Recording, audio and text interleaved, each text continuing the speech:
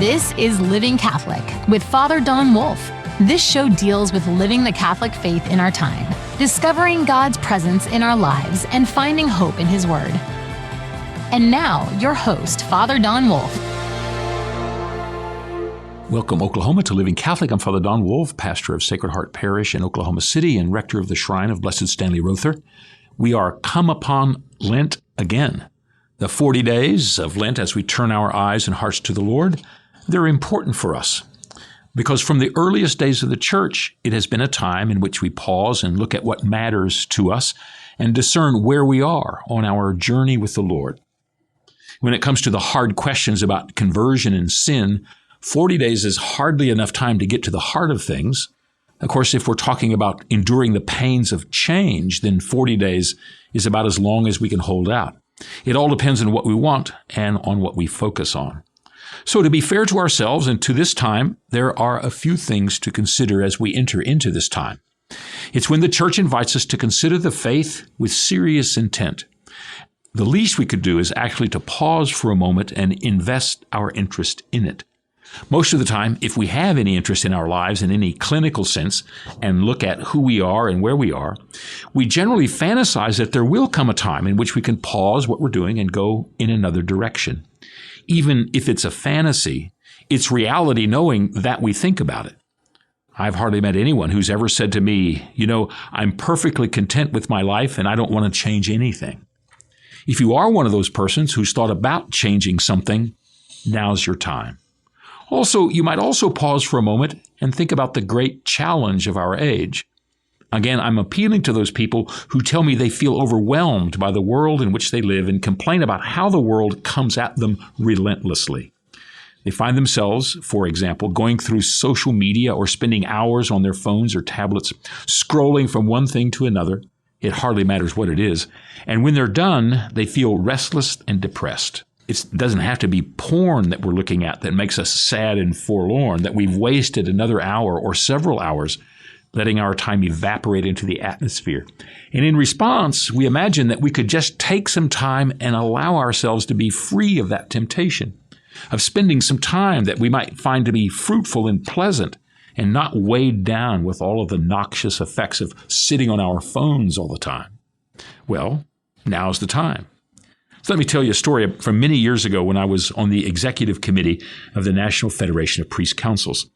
A middle-aged priest from, I think, the Diocese of Detroit was telling me that he had just finished his annual physical. He was in pretty good shape for his age. He'd done all the blood tests in preparation for his physical.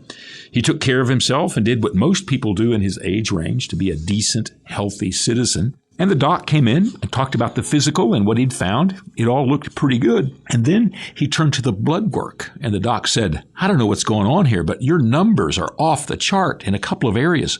What's happening? I'm not sure what I'm seeing here. And this priest told me, I said to the doc, well, I know what the problem is. Every night before I go to bed, I eat a bag of Doritos. He said, the doc looked at me for a minute and he said, every night? And I told him, yeah. Every night. I'm guessing that has something to do with what you're seeing in the blood work I submitted. I tell that story because it's an analog of where so many of us have gotten to when it comes to the great distraction machine that is social media in our time.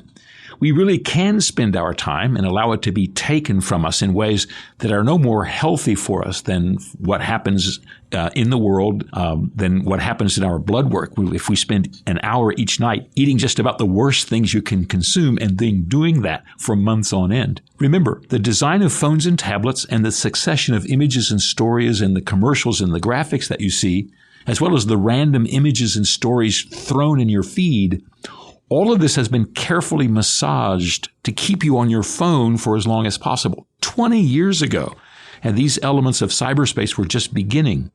We were being warned about how deleterious these things are for us. Now we find that we are as powerless over what's doing us harm as we are when we open a bag of Doritos and find we can't stop eating them until they're all gone. So with the possibility of a 40-day invitation to change staring us in the face, now might be the time in which we actually spend a moment divorced from what embarrasses us and shames us, to admit that we spend too much time on the phone phone, or too much time listening to too many other people, too much time wasting our time away from what we should really pay attention to. Whether we've really thought all that much about Lent, now might be the time in which we indulge our freedom fantasy and just throw the dice and act out the freedom that we long for. While it's not necessarily a part of Lent itself, we might also attend to the images and feelings that we have when we think of these things that we'd like to change. Whether we think of them as shameful or simply as wasteful, what we normally do is feel the moment and then think back to a time in which things were different. When I think of disconnecting from my computer and living my life in a more fruitful and blessed way, I think of my time in the seminary. And what I think of is not going to Mass every day or the books I read or the classes I took. What I think of in that recall is that in my seminary, I never watched television. It wasn't because I was virtuous or that it was forbidden. Far from it. It was because, in fact, the reception, in the Ohio Valley where I was, there was no such thing as decent TV. The reception was so terrible. So TV was hardly worth investing any time in. It just wasn't there as something to think about or to long for or to spend time watching. Instead, my days were full of the interactions and complications of life with all my classmates. That makes it sound boring, but it wasn't at all. Again, I wasn't especially virtuous, and I wasn't surrounded by great saintly seminarians. We were all guys who knew that going to the TV room was bound to be boring and frustrating since the reception on TV was so bad, so we didn't go. We filled our lives with other things, other concerns, other measures. And when I look back on that time, I long for the moments in which my life was nurtured by the long stretches of time I had in conversation and prayer and fun that I would never have had if I'd spent as much time then looking at the million interesting things on my computer, which didn't exist then, as I do now. Oh, and by the way, all those years ago, we didn't make phone calls. Our lives were not engaged in the exterior in the way they are now. When I look back, I feel the focus I had on the moment, on what was present and immediate right then.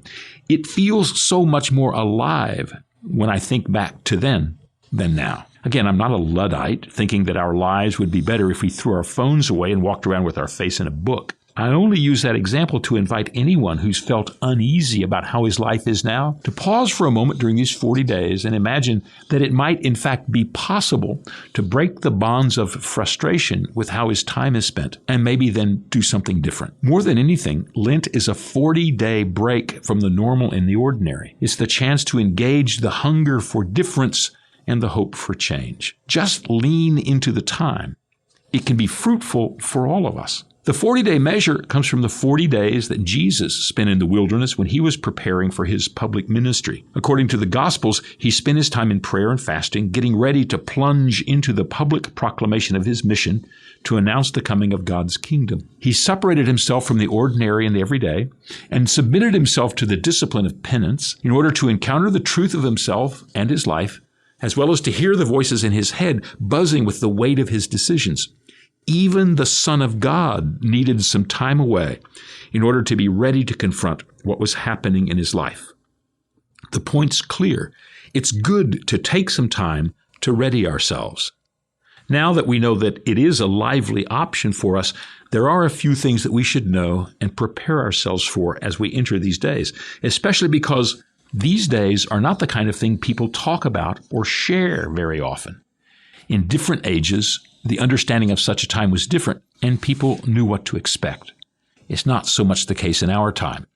We do well to pay attention to some obvious aspects of this time so as to make it fruitful as it could be. The first is that we should choose a discipline for these days that matters to us. That might seem a little odd at first, but if we're focused on some notion of fasting or sacrifice that we've heard about that doesn't really matter to us, then we're likely not to be invested in it long enough for it to be much of a discipline at all. And in addition to this admonition, it's also helpful to be specific in terms of what we identify and what we know of ourselves. If we want to do something for Lent that's going to matter in the long run, it's going to have to matter to us. For example, if I feel like my life is unbalanced and too distracted, I could choose to spend this time getting, say, for example, more exercise. That's certainly a spiritual option. There's no part of what I do that does not respond to the truth of my spirit.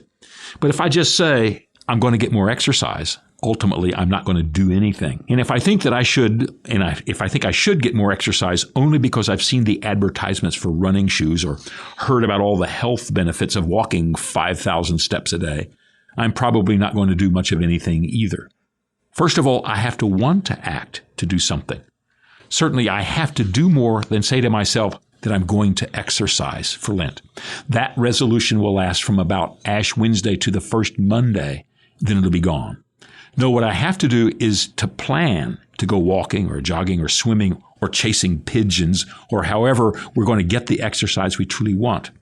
The discipline of the season is in the choosing and then acting. Lent is a time of actual doing, not just thinking the right way. Unless we are involved physically and materially, all our thinking and intending is going to go by the wayside.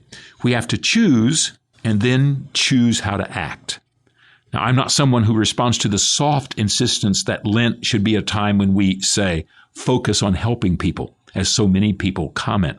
Nor do I want to pray more, as lots of people say to themselves and to me. Those are all good intentions, but they don't go to the heart of what real commitment, real discipline, and real change look like. They're sentiments and nothing more. Sentimentality isn't going to make a person pray more or make him more charitable or make him get more exercise or whatever. If we're going to take this time as a time of preparation, it has to be a time in which we envision, act, decide, and then do. If I say that I want to pray more, then I have to decide when and how it's going to happen. I have to set the time aside and then focus on it. And I have to discipline myself to keep my commitment. If I don't do all these things, my sentiment will dissolve in about 10 days, and I won't have done anything. If I want to disconnect from social media as part of my discipline, for example, I'd have to envision and then act to keep away from my phone and my computer. I have to put in place a deliberate protocol of how to go to my screens and use all my apparatuses without falling into the abyss of clicking on the tab that will lose me for an hour. If I just imagine I'll stay away, my resolution will be gone in no time. I have to decide to act. Negative of such a decision is to decide not to change anything, and nothing will change. The second thing to note is that it doesn't really matter what you choose to change as long as it matters to you, which is another way to say that the discipline you choose doesn't have to be approved by what lots of other people are doing or what other guys talk about. It only has to be what you want to see of yourself. Your friend Fred might want to pray each day for an hour and has a plan to do that. It doesn't mean you have to. Real discipline could be to pray the rosary every day and to plan to do it, say, on the way to work. It only takes about 20 minutes after all. Or you might want to spend your time getting that exercise you talk about. So you're going to walk in the neighborhood just as you've told yourself that you would do for the last 20 years. Fred's commitment isn't necessarily better than yours. You can make your discipline whatever you want for yourself and your situation. The focus and the whole reason for Lent is that you might come to know yourself and your relationship with God in a more complete and a more wholesome way. The first way to achieve this is to walk through the open door of change.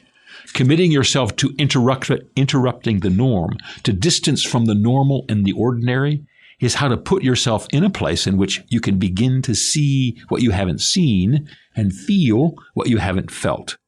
It might even be the chance to hear what you haven't heard before. Step out into the wilderness where the normal and the everyday is outside of the comfort and the ease of everyday. Once you do that, then the rest can follow. Here's a hint. Sometimes the more extreme a challenge or a discipline is, the better it is. I say that with a kind of whispered voice because it can be misunderstood and misapplied. The history of the church is full of people who carry things too far, and they do so because there isn't anyone there to remind them that even good intentions have to have good boundaries. But what I mean is what we all know to be true of ourselves, which is sometimes we're more likely to do what is extreme and completely different than to do what is only some slight or simple thing. We might be more likely to be serious about getting in shape to run the Chicago Marathon than to commit ourselves to, quote, get more exercise, unquote. Just because it's extreme, we're moved to bring ourselves to it and stick with it in a way we'd never really pay attention were it not so extreme. I ran into this when I was surrounded by guys who had decided they were going to go all out and do an extreme 90-day challenge. They gave up alcohol, meat, and caffeine for 3 months. They also took cold showers, exercised every morning and evening, prayed the rosary, and did morning and evening and night prayers. It was an amazing set of commitments and an astounding set of expectations. I know most of the guys involved. I also knew that if I had suggested they spend their Lent, just praying the rosary every day, they wouldn't have done it. And they wouldn't have done it because it wasn't radical enough. It wasn't hard enough to capture the focus of their discipline. Sometimes the best option is the most extreme one. Just remember that. The third thing to keep in mind is that we're not impressing God with what we do or don't do. We're not giving God what he doesn't already have. We're exercising our discipline and entering into the wilderness in order for us to open our lives to God in a new and more comprehensive way, by changing the context of our everyday, by opening a doorway of change in our lives, by hastening to deny ourselves in ways we haven't done before. We're allowing our bodies to enter into a new relationship with the surrounding world, and we're permitting our souls to absorb some of the promise that God gives us. Our discipline is so that we might sharpen our capacities and refine our awareness, not to make God a gift of our sweat or our longing or our conviction. God wants to fill us always. It's up to us to allow it to happen. That's not to say that God is indifferent to our striving. We believe God is a continual presence among us and is waiting for the chance to respond to our needs. Entering into a time in which we can ready ourselves is to open the door for God to come in. I imagine it's something like turning the coffee cup right side up, so the open part is standing up. If it's upside down, coffee can be poured over the cup by the gallons, but there's nothing to drink.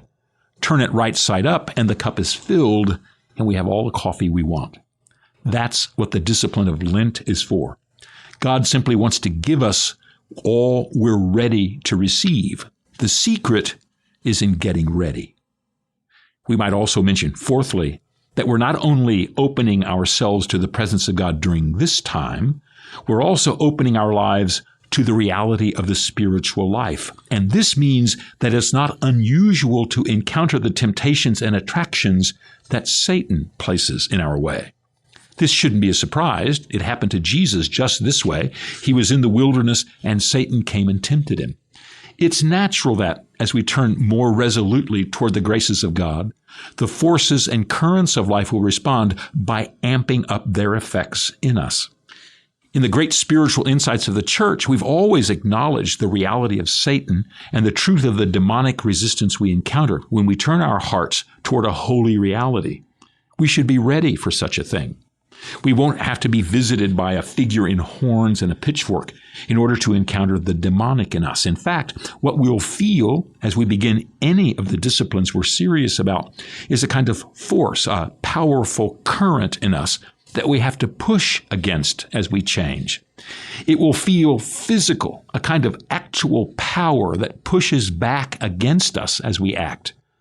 That'll be accompanied by a sort of dialogue on the inside, subtle and quiet first, as it whispers that we'd rather not really start our discipline, or that it doesn't really matter if we skip it today, or that it's all foolish to begin or to continue such a thing.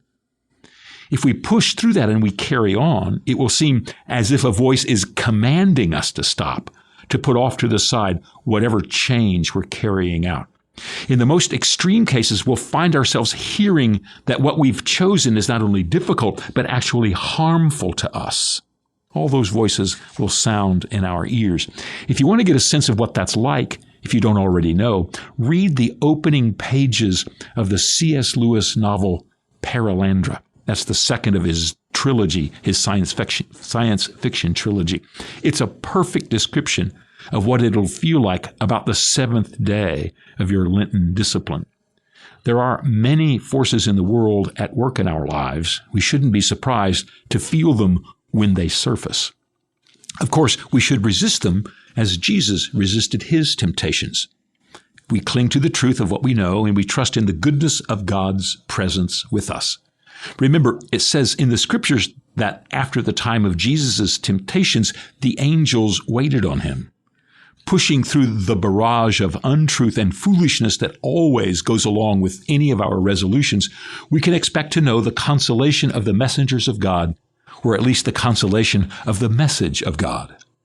There is help at the end of things. Finally, as I say every year, it's not too late to start. If you've already started, good for you. If you started and failed, then begin again. No one is measuring the efficacy of your discipline and openness to God by counting up the days and weeks, but by how responsive you are to God's voice. If you get to Holy Week and you've not done anything, it's not too late to begin then. The desire to open yourself to God is the desire that's measured in the wilderness. We can take a lesson from the ministry of Jesus. He spent 40 days in the desert to prepare himself for his public ministry. But when he was doing his ministry, nobody asked him how long he'd gotten ready for it. The measure of the ministry was in the doing and in the saying, not in the preparing. He did as much as he needed to do, and we're invited to do the same. Take these 40 days if you have them. Take 20 days if you have them. Take 10 or whatever is available to you. Oh, if you're going to separate yourself from the temptation of social media, fill your time with something valuable and good. Read a book. Sit down and write something, maybe a thank you to someone who deserves it. Or get up and rearrange the garage or clean out the closet or whatever is needful and necessary. Without filling the time, it won't take long before you're whiling away the hours and losing the days because you're right back at what has captured you before. If you want to break the bonds, you have to keep from putting your hands right back into the same spaces. Just an admonition. Reclaiming your life isn't easy, no matter how much you want to. It's always that way. Our 40 days is so that when the time to remember Easter Sunday comes, we're ready to hear a message of hope and promise we may not have heard before. That's what we're getting ready for. Even the apostles had a hard time hearing of Jesus risen from the dead. They had to get ready for it, and so do we. Getting ready. That's called Lent. Back in just a moment.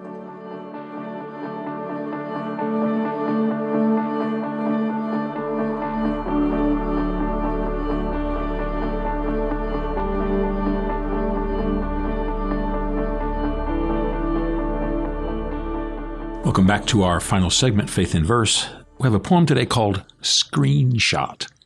Nothing on the screens entrances me like it used to when I sat watching drama and comedy on view.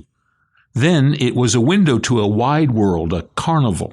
Now the dialogue and action presses in like a barn stall. I'm older. That takes its toll of interest and energy. The new programs don't create for me much synergy. I'm left to wonder where the real source of life and hope lies, and that I might fully view its secrets before I die.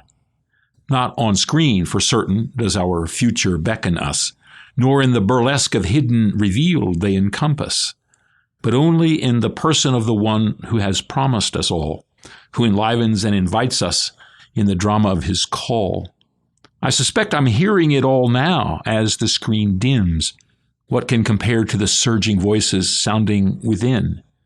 Plus, in the silence of the evening darkness now falling, I'm more likely to be captivated by the promises now calling. That's Screenshot.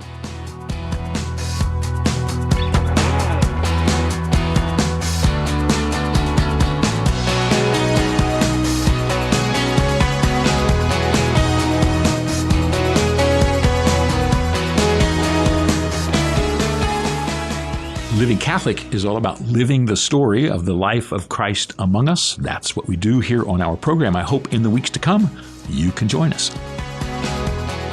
Living Catholic is a production of the Archdiocese of Oklahoma City for Oklahoma Catholic Radio. To learn more, visit okcr.org.